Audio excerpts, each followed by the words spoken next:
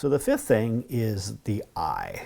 The I stands for identify the most difficult and the most positive elements of the deployment. And this is really important that you do it in that order.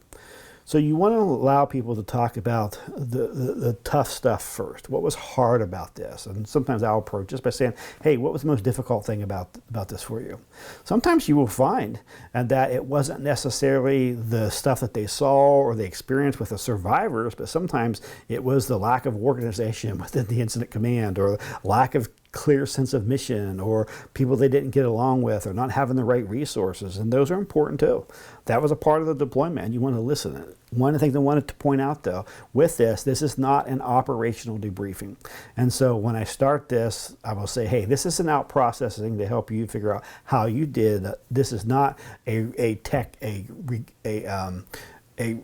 analysis of the technical aspects of this or how the operation went. But if there was things that was distressing for them, you need to listen to it.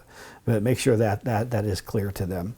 So you want to do the negative part first, right? What was the most difficult thing about this for you? And again, you ask the question, shut up and listen. Okay. Then the second part of this that you want to close with is ask about what was the most positive thing. What are you walking away with? And this is really, really, really critical, because in every disaster that I've ever been over the past 20 some years, there has always been more need than we could meet. There were always more hurting people than we could provide care for.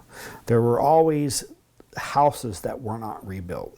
There were kids who had died who would never come back to life. There were all these type of things that you just couldn't fix, right?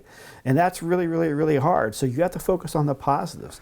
And so bringing that back to them. So many times when I'm doing a critical and stress debriefing in the aftermath of an event, as I have to process this with them and help them to understand, okay, yeah, there are some things we couldn't do, but what were the things that we were able to do? But I want to help you be careful with this though.